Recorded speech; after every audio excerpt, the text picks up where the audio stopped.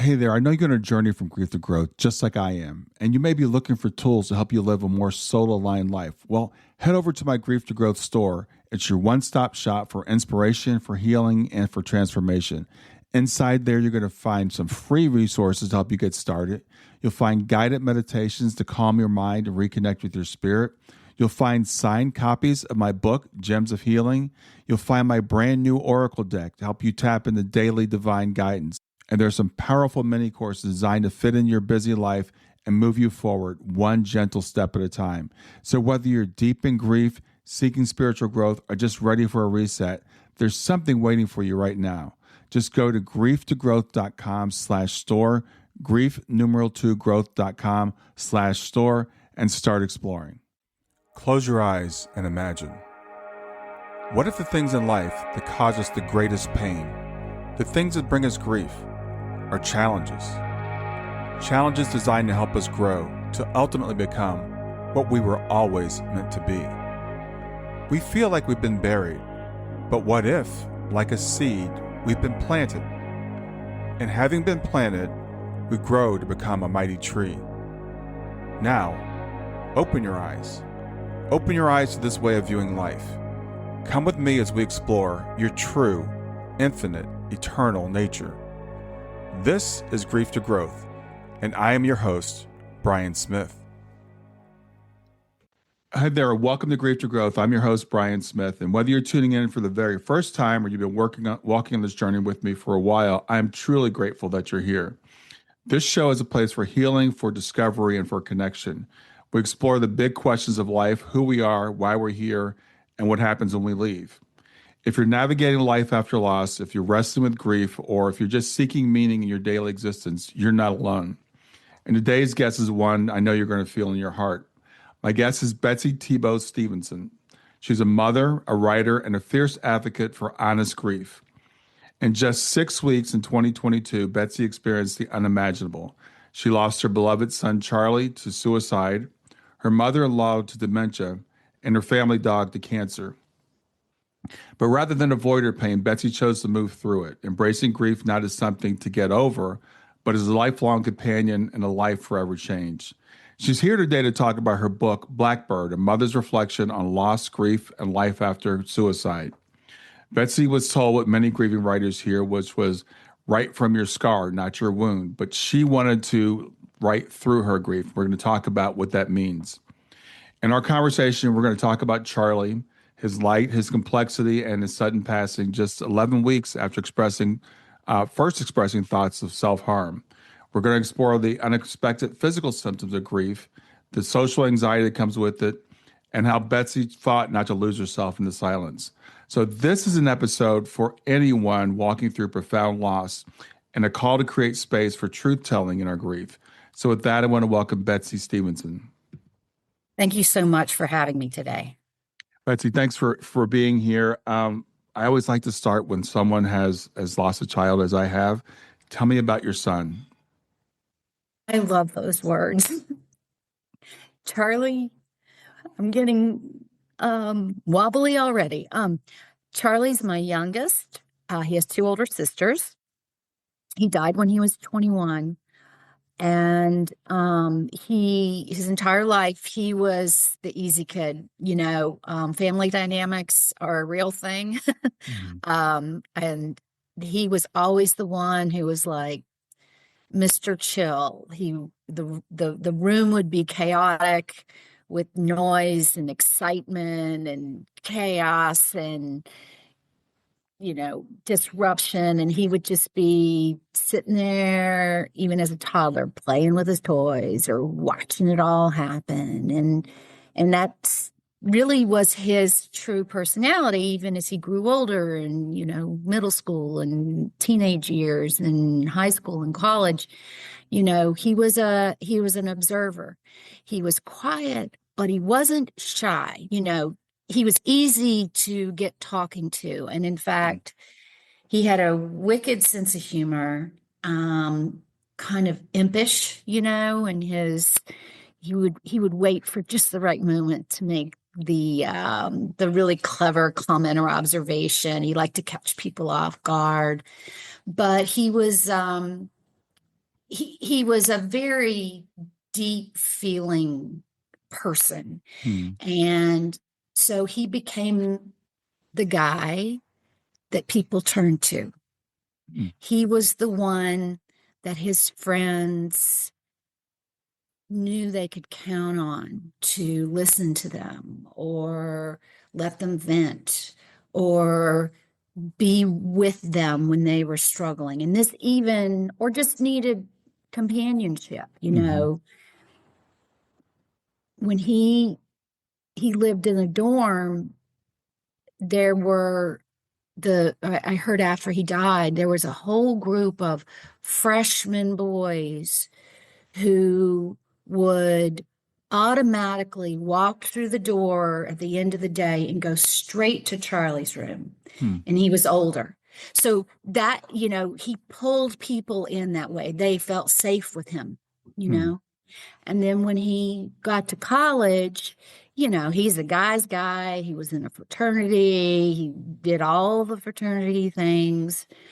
And yeah, he was also the, we heard the story after he died that he was leaving a party one night and there was a young lady coming in and he knew her, but she didn't know many people in the room. And so they stopped and said hi. And he's like, I'm leaving. And she's like, I'm looking for so and so, but I don't know anybody else here. And he's like, I'll go with you. I'll stay with you until you find your person. So he goes back in and helps her get oriented. That was the kind of guy he was, Wow. right? Yeah. And that's a beautiful thing. But I think in hindsight, you never know these things until afterward, that selflessness, that focus on others, that consistent pull to be there for others made it hard for him to express what he needed Wow. and to express his priorities. Yeah. Others were vulnerable with him, but he didn't have a lot of practice making himself vulnerable to others. And so when he got sick, and depression is an illness, Hmm. I think that set him back because he was not used to, he felt like he couldn't impose on people, Yeah. that to express his needs or his fears was an imposition. Hmm. So, well, first of all, I want to say I'm sorry for your loss, and I know you've had a few, in that short period of time, but particularly for your son. And when suicide happens, when someone transitions by suicide, there's usually a lot of questions. Should I have seen this coming, et cetera. And I know you did have some indication before Charlie took his life. It was a pretty short period of time, though, as I understand it. Mm-hmm. Yes. So we we learned these things after the fact, but the general timeline was he'd never had depression, anxiety, or mental health struggles growing up or in high school, or we don't think the first 2 years of college. Hmm. He was in college his freshman year when the pandemic hit, and he came home for college spring break, and then nobody went back. Right? It was that. Right. Yeah. And a Yeah. lot of students, high school and college, had that experience. He, I think, because people often want to know, like, was it the pandemic? And of course, when the world is so scary, of course, that affects us all, right? Hmm. Um, but our family, blessedly, actually had a pretty positive and unifying pandemic experience, which is hard to say at a time when so many people struggled and suffered and are still dealing with the aftermath. Mm-hmm. But he and his sisters were all living elsewhere, and they came home to Virginia, and we were the five of us together. And that was good at a time when we were, years before and certainly after, our kids were growing up and moving out. And so as a parent, I loved it because we were all under one roof again, right? Yeah. We are fortunate. We have a large backyard, so we could be outside, and we could not just be trapped in the house. And we also, Charlie particularly, had a couple of friends, like his best friends, his dearest friends that he did not go to college with, but he, knew from high school. They were all in the area, and they kind of formed a little pod. And so he was with his buddies hanging out all the time, and they were able to go to, like, one of his friends had a lake house in North Carolina. So they went down there and just stayed for like 2 or 3 weeks, and they did their online classes, and they, whatever. Mm-hmm. So like there were some real positives. But then he went back to school, to college, and everything seemed fine. But I think, again, we figured out in hindsight it was his junior year of college, he started to feel stressed, unmotivated, anxious, and just really was starting to have a hard time. Mm-hmm. He did something that I remain very impressed by, which was he put himself in therapy. Mm. He used the campus resources. They put flyers out, they send emails, they say, if you need help, come to the counseling center, come to the health center. And he went and he signed up for therapy through his university. Mm-hmm. And he didn't tell us. Like, to me, that's part of the whole, I don't want to bother you. Yeah. But also, I think it is an indication of just how, depression is one of those things that we feel like we can handle ourselves, or we feel like we should handle ourselves. Mm-hmm. So he went to therapy. We didn't know about it. And, it was okay. It certainly didn't hurt, but I don't think it helped as much as it needed to. Mm-hmm. And then it just, we saw him a lot, considering we were in different states, between holidays, and there would be events at school. And in March or April of his junior year, I got a call from a friend of his who said that he had threatened self-harm. Mm-hmm. And I was shocked. I had no idea. Remember, I didn't know he was in therapy. I didn't know he was having a hard time. Right. So this idea that he was having suicidal thoughts was like, what? And we dropped everything. I flew essentially overnight to Texas. I was there when the sun came up to meet him, stayed with him in a hotel for a week. It was right on campus. It was across from his house. He continued to go to classes, but that was the first time that I had talked to him and really could see how much he was struggling. Mm. And he wasn't eating. He had trouble sleeping. When he let himself go, when he allowed himself to be vulnerable, he was crying a lot. I hadn't seen him cry since he was a little boy, And, we got him help. He talked to the school, had a great program for if you're struggling. They can work with your professors to make sure if you need more time or you need, that things like that. That was all. So it was like full on support, still in therapy. And I left after a week. He said, Mom, I got this. And I'm like, okay. At some point it becomes more strange to have your mom hanging around, Yeah, yeah. And he finished out the school year. I told him, I said, you don't have to finish if you don't want to. Mm-hmm. We'll figure it out. It's not ideal, but we'll figure it out. If you are in a life or death situation, we're not going to sort of force you to keep working if it's going to kill you. Right. If your kid had a cancer diagnosis 2 months before the end of the school year, you wouldn't say, well, let's just finish out the school year and then we'll figure out how to treat it. Right. Right. If they,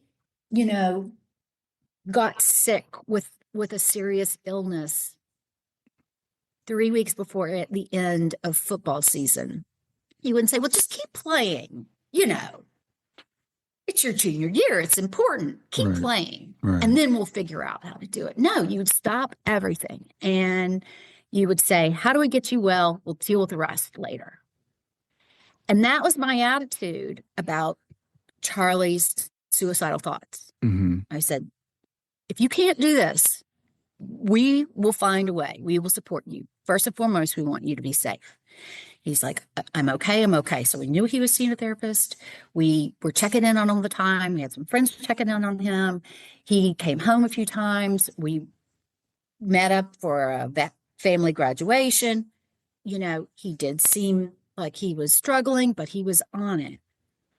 And he was talking about it. And he was making plans to come home and to take a annual trip with his buddies, and he had a job lined up for the fall. It's like, you're looking at all these indicators, they tell you these are the things you need to look for. And I was like, okay, he's sick, but he's okay. He's going to be okay. And 11 weeks between the time that I went to Texas to see him in this crisis moment, 11 weeks later, he killed himself. Mm-hmm. Wow. I'm so sorry. Yeah. And, what that tells me, what I realized, I've had depression before. I've been anxious.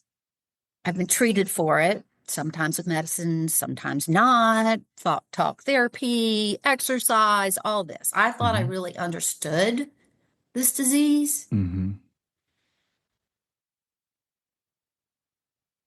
I realized, I learned the hard way with Charlie how sneaky it can be and just how strong it can be, because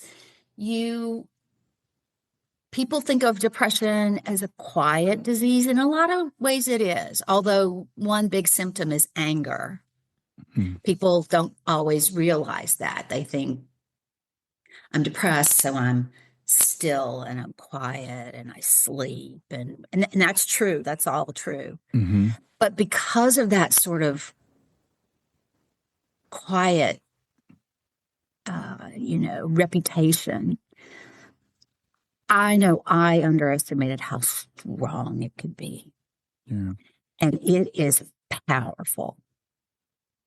And that was a realization that really hit me hard.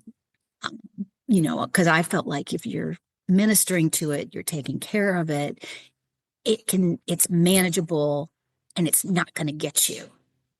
Yeah. Well, Betsy, I want to thank you for sharing that. And I think it's so important to talk about this when it comes to suicide in particular, because so many feelings come up with suicide that don't come up with other ways that people transition. Guilt is one I see with a lot of the people that I work with.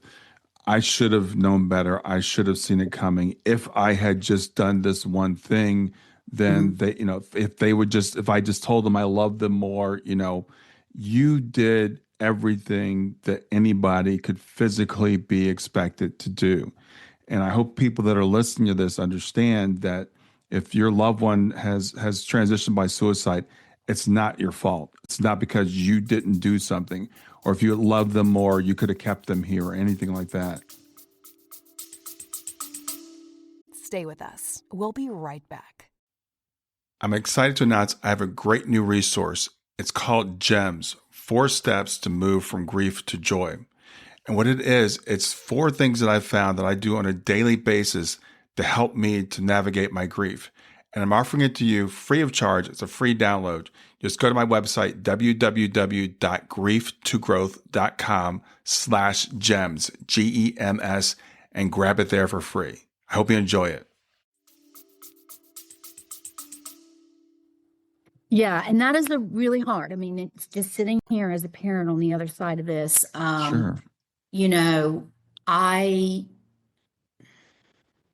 couple things. I have come to a place where I don't blame myself.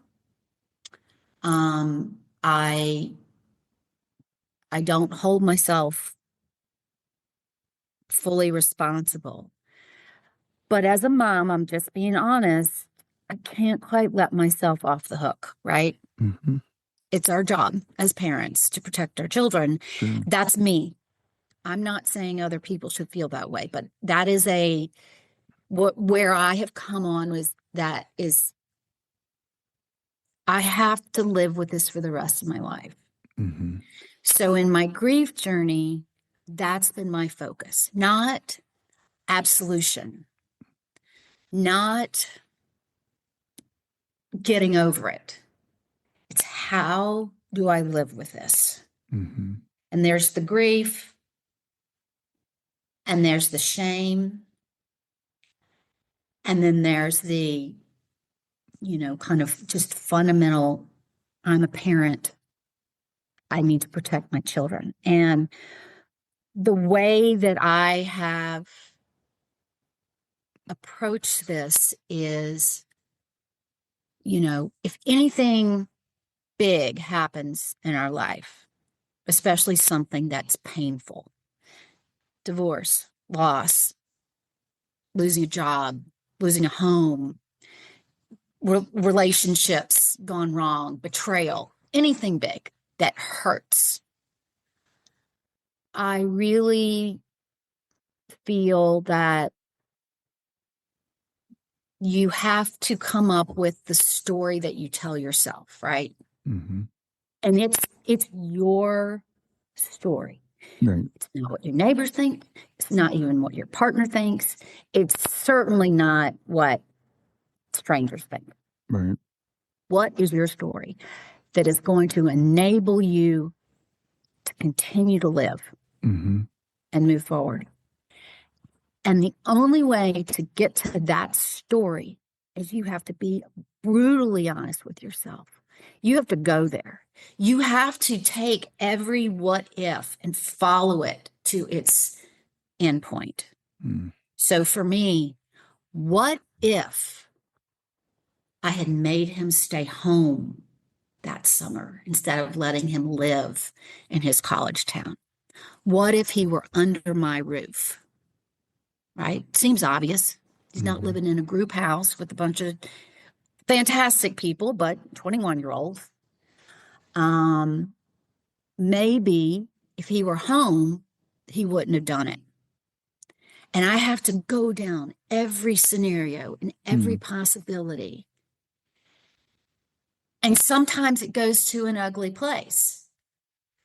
Sometimes it goes to a place that says, no, that wouldn't have worked. Because what are you going to do? You going to lock him in his room, Betsy? He's 21 years old, right? Yeah. Come on, get real.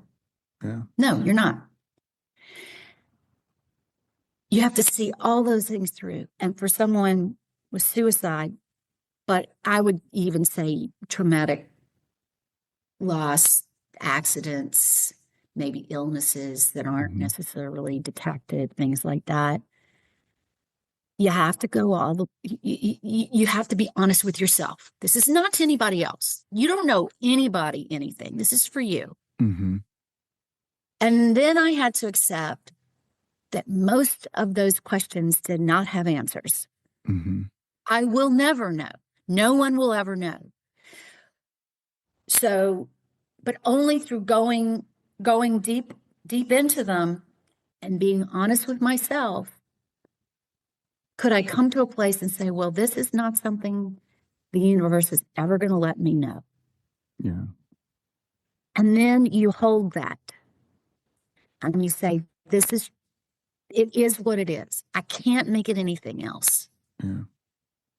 And then through all that, you come up with your story. And story sometimes becomes that a story is not a fable. I mean, it's more of a fable than a cover up. It's like, um, what do I tell myself? So I tell myself I was on it. I tell myself I understood the situation to the best of my ability. I told myself he got help and I was consulting with professionals at the same time, making sure that I was doing the right things as a parent and a caregiver. Um, we took it seriously. This was out of character for him. And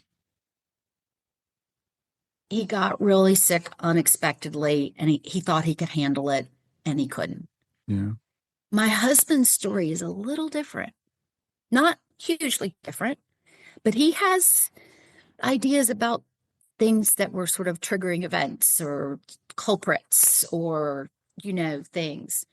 Not that he could have done anything about them, but like his story focuses a little bit more on that. I focus on what I could have done. My husband focuses on the external world and how it was affecting our son. His sisters have a slightly different story. Interesting. Yeah. They will never be fact checked. You're not on the stand. It's not a deposition. Yeah. It's not even about being complete. It's what do you need to tell yourself, right? Right. And in our family, we respect each other's stories. We talk about them openly. So when someone says, I wish I just had done this, or sometimes I think about this, conversation or opportunity, and I think it really, that mattered more than I realized at the time. Those are their truths, and that's okay. It's not up to me to say, no, honey, you know, that was not important. Don't make that important. That's not my job. My job is to have what I can live with. And my husband has what he can live with, and his sisters and his roommates and his friends that were out with him the night before he died, hours before he died. Everyone has to have their own story. Well, this is a good time to say to people, because I know you even say about your book, it's not how other people should do grief. It's about how you do grief. So we want to make Yes. that important or Yes. clear. And you said that. You said, this is the way that this is what I have to do to process my grief. And grief is unique. It's different for everybody. And it's interesting when it comes to stories, because there are facts and then there are interpretations of facts. Now, so there's set that people can be given the same set of facts and interpret them completely differently. So, you talk about he did get help. You did go there. You did these things. You talked to him. You gave him support. You offered him all those things are facts. Could anybody have done more? That's where the interpretation comes in, right? Uh, and so it's something that you said, and for you, going down each one of those rabbit holes and going through the what ifs, it was important for you to come to the conclusions that you've come to. So I appreciate you being so open about your process. And I know that you had said, and when I got your information, that your publishers said you should write from your, I want to get this right, should write from your scar, not from your wound, I think is what it is. Mm-hmm. So what does that mean? So it's a bit of a saying in the memoir world, and my book is a memoir, that you write from your scar, not from your wound, meaning um, your memoir, your story that you share with others will be more effective if you give time and space and growth and learning and healing. You put that between your audience and the inciting event, right? Mm-hmm, mm-hmm. And that makes a lot of sense because a lot of times when people read memoirs, particularly about things like this, I want to see how someone else has gotten through it. I want to see where someone else ended up. They want to know what's possible. They want to know this person lost a child, but they made it. They're okay. And that has been huge for me. And I presume, but I shouldn't presume for you as well. You see people who have gone through this same journey, and you're like, okay, I don't feel like it today, but look at this guy. It's been 10 years. He did it, And so, but for me, when I was struggling in those early weeks and months after losing my son, my mother-in-law, and my dog, everything was dead because everything was dying. Like every time I turned around, something was dying. Yeah. I mean, you should never have a direct line to the funeral home, Right. And so I looked and searched. I'm a big reader. I looked hard to find books, podcasts, blogs.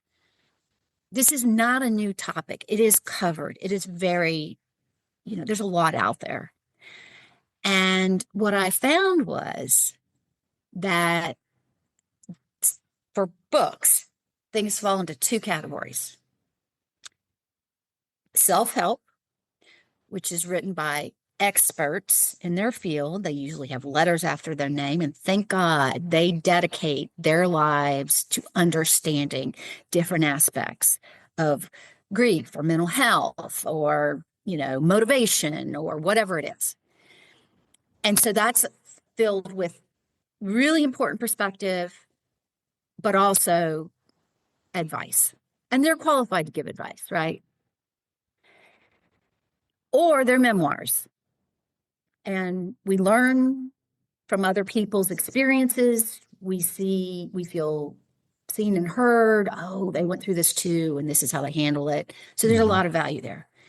But I was so selfish in my grief that I'd pick up a beautiful memoir with a relevant situation. And I was like, I don't care about your childhood. I don't care about your extended family and the way all the characters that led up to this moment. Mm-hmm. I want to know what to do now. I want to know, how do I go about healing or just existing when everything in my body and mind and soul has shut down? I want to know now. Mm-hmm. And so I did read a lot and I consumed a lot, listening, and it was kind of like a nugget here and a piece there, and that's fine. That's good. I think that's, if you like to consume information that way, it's a good thing. And so I was taking notes, and then I would take one of my personal questions and I would apply it against some insight or something I'd learned, and I'd turn it over and untangle it in writing.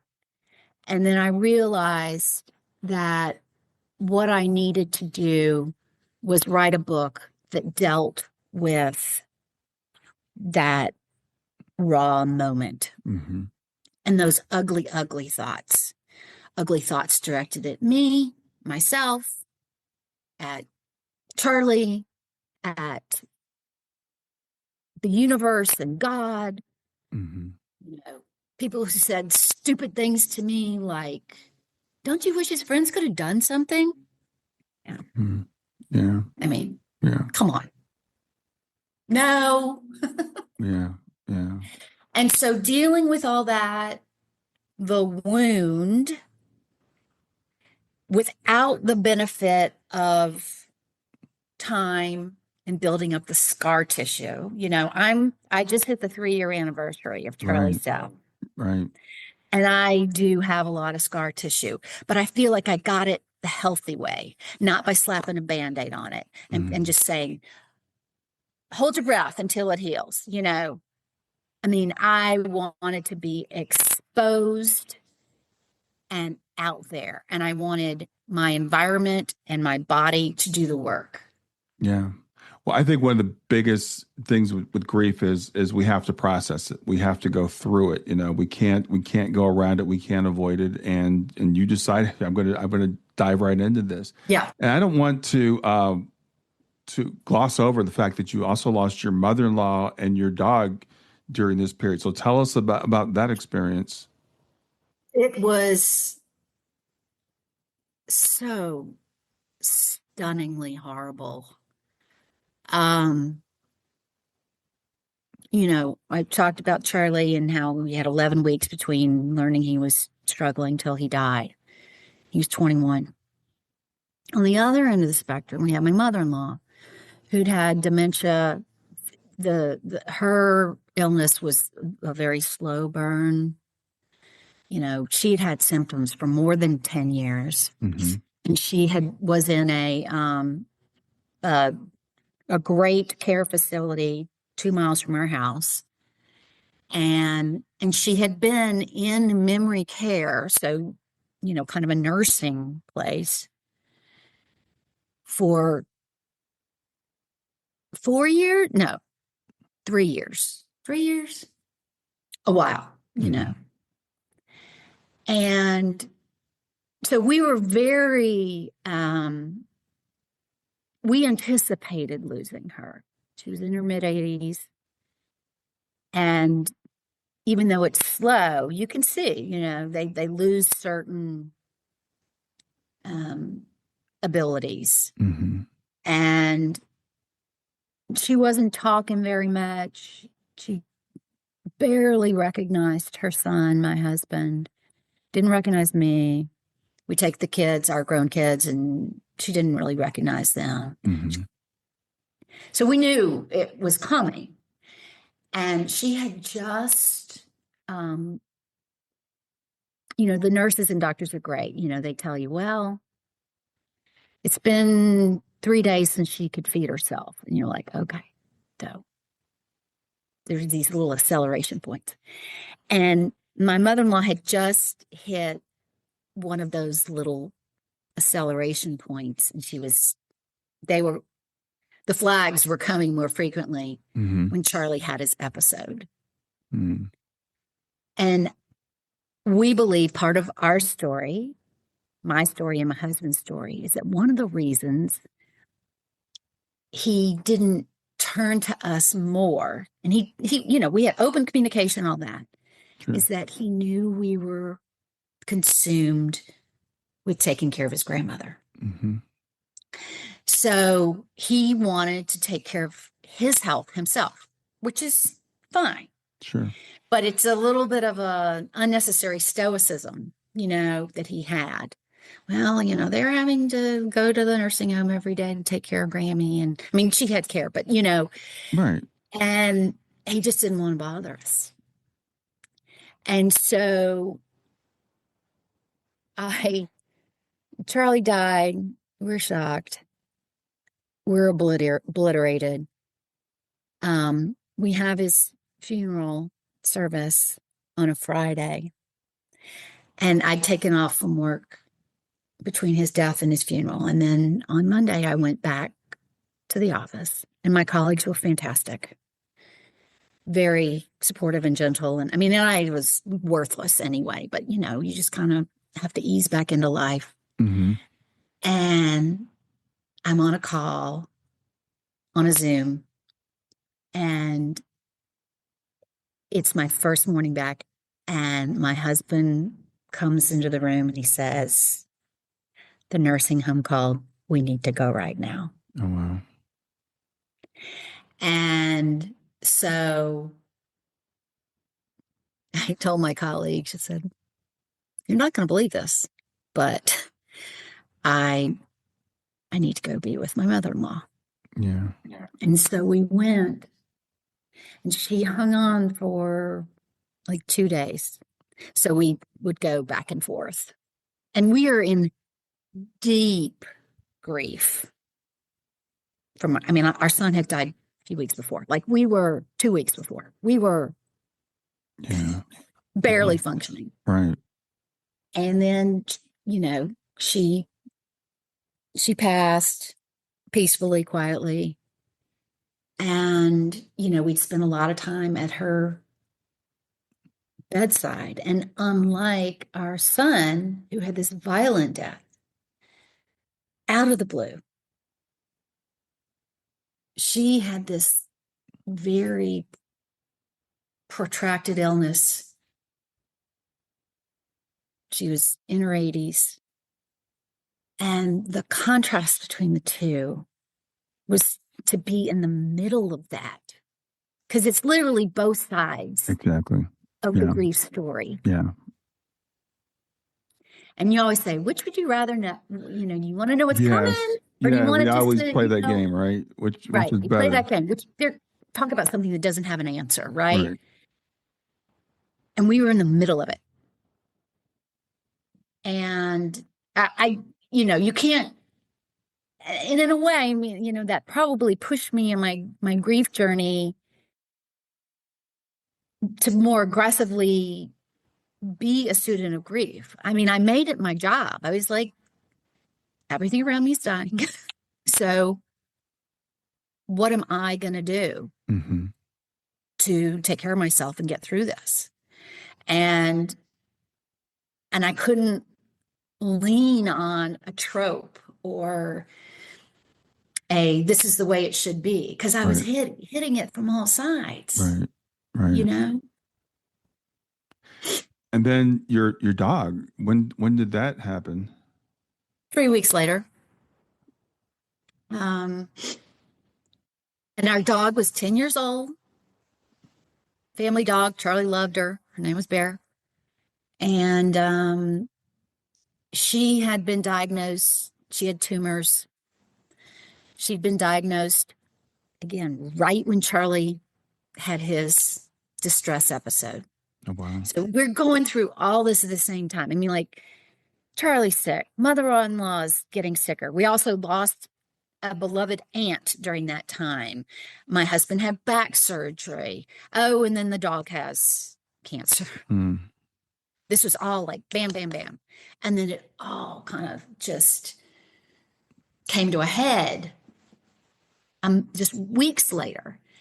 And so the dog's cancer diagnosis was terminal, but they said that it could be pretty aggressive, but they're like, if you want, you can do chemo and treatments and stuff like that. And because we were going through so much with Charles' mother and the lost aunt, and, we said, let's try and see if we can extend this dog's life, right? She's 10. She's not young, but she's not super old. And she wasn't in a lot of pain. That was a big thing. Yeah. She was acting pretty normally. Just inside, she was a wreck. And so the kids knew, Charlie knew, and the vet had said, this is the kind of thing it's going to come fast. She'll seem normal, and then she might just collapse, and the tumors literally would rupture. And so just be on the lookout. And if a tumor ruptures, there's usually nothing we can do about it. We're like, okay, we gotcha. So she's undergoing these treatments, and it seems to be going well. And then Charlie dies. And then Paula, my mother-in-law, dies. And then my husband and I are just like, our dog, not our dog. Don't take our dog, because you're clinging to whatever you can, right? Sure. And 3 weeks after my mother-in-law died, we find the dog collapsed outside of Charlie's bedroom. She'd been fine. She was operating normally. Like, we weren't run in her heart or anything, but you wouldn't know she was sick. It's just like the veterinarian said, it's going to come fast. She had a tumor in her heart that exploded. Oh, wow. And I don't know what to believe. I believe different things on different days, but you can't tell me that that's not a sign that there are higher forces. She missed her boy. Her heart was broken. She Yeah. sensed our pain. Yeah. And And Betsy, it's been about 3 years. yeah. I tell people, especially parents who've lost children, 3 years is still early grief. So I'm not going to ask you where you've landed because I know you're still on this journey. But where are you? Where are you now in terms of? You said the guilt. You haven't completely absolved yourself, but you're not taking full responsibility. Um, and you mentioned, your dog Bear. I think it is Bear. Mm-hmm. You think that's a sign that that was her time to go. Where are your thoughts on this now, Hmm. That or It's hard today, for I me to should say? answer. Yeah. I will say that talking about it, writing about it from the earliest days, being forthcoming about cause of death, and then trying to untangle these things and in writing and in therapy and with my friends has brought me to, let's say, a healthy place. Okay. I feel healthy. I can go about my days, right? There was a time I couldn't leave the house. I didn't leave the house for about a year, Mm. effectively. You Hmm. know, Hmm. I had like 3 places I went. And um, in order to do more, I needed to have someone with me. I mean, I was really shut down. I was fortunate to be able to do my job remotely and over Zoom. So I was seeing people and interacting Hmm. you know, in a functioning world, but I was not out there. And so my goal was to get my feet on solid ground, to know that I could do what I needed to do to have a life, to live in the world, to stay connected with people, to cultivate curiosity. All that dies Hmm. when your Hmm. child dies. Yes. You don't care Yeah. what's going on out there. You don't care how other people are. I didn't care how other people were. Hmm. I wasn't interested in my world or my community. And I knew that was not sustainable. And so my goal has always been to become a functioning human, like, Mm. so that if I need to go somewhere or I need to do something, or if it's the right thing to call on someone or to participate, that I have the strength and the skills to do it. Mm. And I am in a healthy place. I can do that. I have also in the last year become much more proactive and I'm more likely to initiate things, to say, hey, join me for dinner, or hey, let's go for a walk, as opposed to before people were like, I'm doing this. I'd like you to come with me. Like that was how I Right. got out. Now, grief is crazy, I mean, I can have this conversation about this, like all the deepest details of what I've been through. And, I can get a little choked up, but like, you and I, we're covering some ground. Hmm. And I can feel like this is comfortable for me to talk about. And then I'll be driving down the street and whatever, something invisible flashes across your mind. Mm-hmm. And I go, oh my gosh, my son is dead. And it's alarming. And I cry. And, sometimes it's 30 seconds and sometimes it's pull over to the side of the road. Mm-hmm. But I always let myself feel that. I never fight it. Even if I'm out with people, if I need to pull myself away to another room or a bathroom or whatever, I'll do that. Mm-hmm. But I'm not afraid to cry in front of people, or I'm not afraid to say, gosh, I'm kind of having a moment, Yeah. I'm gonna sit down for a second. You carry on your conversation or whatever. And that gives me agency Yes. so that the grief doesn't rule me. It's a part of me. It exists. I don't hide it. I don't fight it. I don't pretend it's not there. I try really hard not to compartmentalize because it's going to come out anyway. Mm-hmm. So when it happens, I let it happen. Yeah. Well, thank you. Thank you for sharing that. I think it's really important for people to understand that, and that this idea that we get over grief and we wait 5 years and we write our book and then we can tell people, yeah, it's all behind me now. It's not. It's been 10 years for me.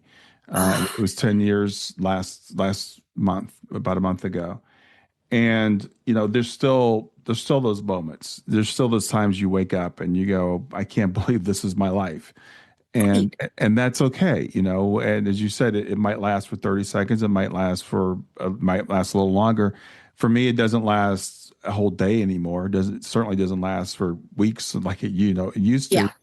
But those moments still do come, and the grief is still with us. And the questions that you're asking and answering, and the conclusions that we come to. So I ask you, how do you feel about this today? Because it's still developing for me as to what I feel about the meaning behind this and why it happened. And and I will tell you this, Betsy, after talking to hundreds or thousands of parents who've lost children, guilt is almost universal.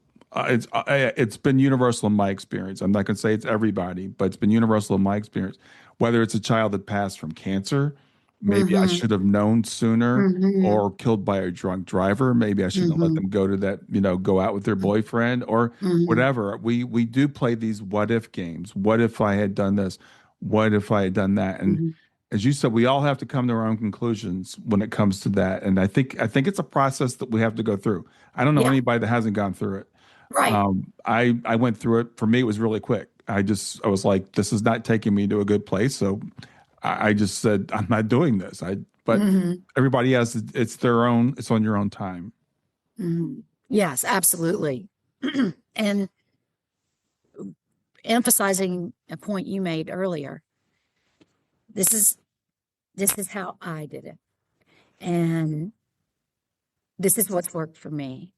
And there is one of the things that I really struggled with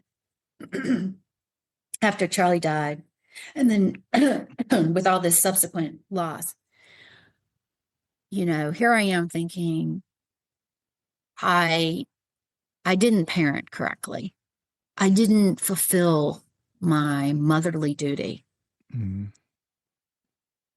And I didn't do it right. And now I'm not grieving right. Mm. I'm supposed to be mad. I'm supposed to bargain. I'm supposed to, and so that at a time when your self-esteem is non-existent, you're questioning everything about your life, every decision you ever made. And you're certainly questioning your ability to be responsible enough to just exist and go forward. What kind of world wants someone like me in it, And then you're like, I can't even grieve right. And so I think it's really important that no matter the circumstance, no matter the relationship, You grieve the way you want to grieve. The only requirement is to be honest with yourself, Mm-hmm. right? And that does require vulnerability. There's no formula, there's no prescription, there are no categories that you need to go through and check. If anger is your grief language, then be mad. Mm-hmm. Yeah. If sadness is it, if becoming a postmortem forensic emotional detective is it, do it. Mm-hmm. It's all okay, but you have to do it. You can't just say, well, this happened and Yeah. I have to pretend like it didn't. Right. Well, and again, it's really, because I work with people in grief, and listen to you as you're going through your thing, and I'm like, okay, this is your thing. Right, This is the way that right. you go through it, everybody, as I said, everybody's different for what processes they have to go through, and sometimes from outside, we see someone going through something. We're like, I don't know if that's going to a good place, but you have to draw that conclusion yourself. Yes, You have to get to yes. that place for yourself. So going down those paths, going down those rabbit holes. And I think really and I love the fact that you wrote this book when you're still raw in your grief, because people need to know that, okay, I'm going through this and I feel terrible. I feel guilt. I feel like I'm not doing this right. I'm not doing the grief right. I should be more sad, or I should be more angry. Yeah, All I feel is numb. yeah, All those emotions that people feel, and we need sometimes we kind of need permission from someone else to say what this is okay. And it took you being very vulnerable to come out and to put this stuff out. So I really appreciate you doing that and putting this out into the world, because I know it's and I wonder what kind of feedback you've gotten from the book. How have people responded? it is. The feedback is what keeps me going. Mm, Um, I mean, I'm in a good place, and I knew I needed to write this book and get this out there for me. But it has been so affirming. I get messages from folks, or I talk to people at book events, and they say, first, the two most powerful words, me too. mm, But they also say things like, you know, I feel validated in my experience, or I understand more now what was going on with me, mm, or, and this is really important because my community and my friends were absolutely essential to are essential to my healing. Um, People say, I have a friend who's going through a similar situation. Now I understand where they are better. It helps me know how to care for yeah, them. yeah, And that's really important. I mean, yes, I wrote it for people who have lost children or who have lost loved ones to suicide, but I also wrote it for anyone who just wants to understand what grief is like when you're in the middle of the wound, yeah, and that we all go through it. yes, It's universal. It y- we all need to do better to try and understand what this does to people, what it will do to us. And one of the most revolutionary thoughts that I had, that I think every griever has, especially in the early days, is you're carrying this loss and this weight and this emotion, and you pull yourself up and you go out into the world and you look around at the intersection or at the line at the coffee shop, or the people in the parking lot, and you go, every single person that I can see has or will experience what I'm experiencing. yeah, It's humbling. it's humbling because it's so personal. The grief is so personal. And, I was very, like I said, I was very selfish. I didn't feel bad about being selfish, but I was like, just me, Charlie, Charlie, Charlie. Mm-hmm. And you look and you go, that man may have lost a child. That woman lost her partner of 50 years. Mm-hmm. Yeah. It happens. You're absolutely right. And it is, there are a couple of universal experiences. Unfortunately, I think they're grief and death. We know we're all going to die. We're all going to walk that road someday, as my mother-in-law said. And if we're here long enough, we're going to lose somebody or something. So we're all going to have these universal experiences, but we make it so personal and so private.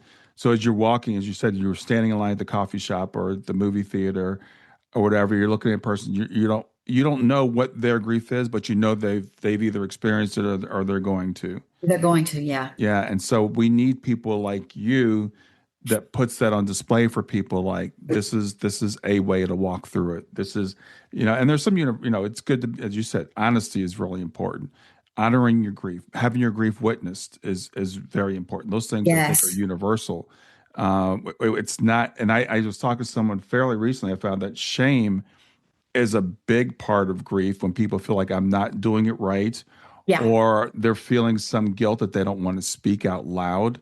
Mm-hmm. Again, and especially in the case of suicide, like if I had done this or I'd done that, it's almost unspeakable. But getting those things out, as you said, going down that rabbit trail, it's probably a healthy thing to do for a while. Yeah. I do want to ask you at the very beginning we started talking. I noticed people's language, and you talk about Charlie in the present tense. So how is Charlie a part of your life now? This has been one of, I think, the most beautiful things. I heard early on, and I'm sure you've heard it many times, that, when you lose someone, they're still with you. You just have a different relationship with them. Mm-hmm. And that brought me so much comfort. And so I try and cultivate that relationship. You know, it's got some pretty terrible parameters around it. I wish I could hug him or hear his laugh or ask him things and get an answer back. Mm-hmm. But the ways that I have come to bring him into my life or keep him in my life and our family and amazingly his friends. Mm-hmm. This really feeds my soul, so we always say his name. We bring him up. And of course, a lot of it is memories, oh, remember when we did this and Charlie said that. But it's also, Charlie would love this, Mm-hmm. or I wonder what he would say about this. And then we get into a game of, well, I think he would say this, and I would think he would that. He is with us and present. And, there's a subtle little shift that happened about the 2-year mark for me. I realized that I could bring him up in casual conversation, like in a social setting where, I'm talking to people I know, but not like my friends who know everything. So there was a moment I was talking with a group of women. I was at like a luncheon event thing. And we're playing the kind of, who are you and who do you know and where do you live and what do you do, the kind of Mm-hmm. thing. Mm-hmm. And, these are all strangers to me. And one of them said, this is whatever, da da da. I've got 3 kids. They went to this high school, and her kids were older than mine. Mm-hmm. And the high school was the same school that Charlie went to. And I realized I could say, oh, my son went there too. Not, my son went there too, but he died. Right. For the conversation, the setting, the people, I could bring him up, and I wasn't afraid to say he died. Mm-hmm. I was willing to say, if somebody said, "Where is he now?" I would have said, we lost him, Mm-hmm. Mm-hmm. But the conversation stayed in that, oh, I know that school. Oh, what do you think about this neighborhood? Kind of level. And no one asked. Yeah. Yeah. And so to me, that was a little bit of a breakthrough moment where he's with me. I'm bringing him up. He's a part of my life. I'm speaking about him the way I would have spoken about him when he was alive. That's awesome. Yeah. Yeah. Yeah.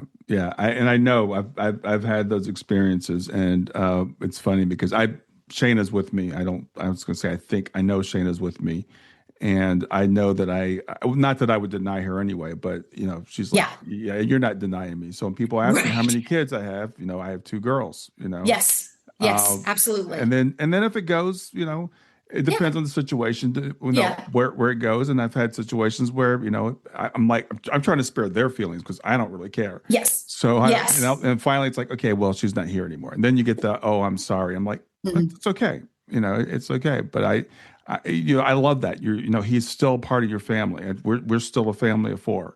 Yes. So I think that's really important that you keep him with you. So we're coming to the end of our time. I want to thank you so much for doing this. Remind people of the name of your book and where people can find out more about you. The book is called Blackbird, and it is available wherever books are sold.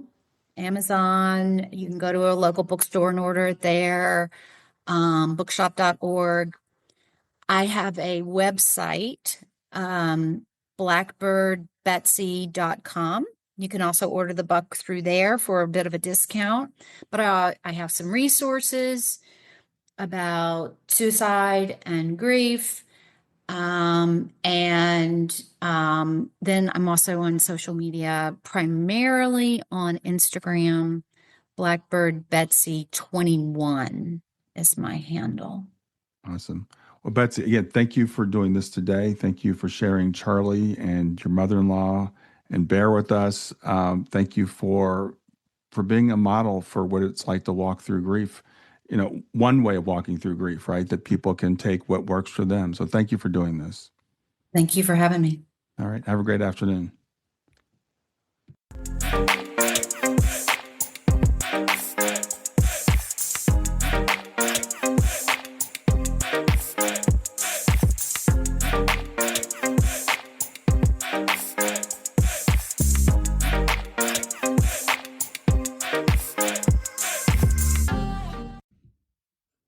Hey there, if you liked this episode, come on over and talk about it. Let me know what you liked. If you didn't like this episode, come on over and talk about it. Let me know what you didn't like.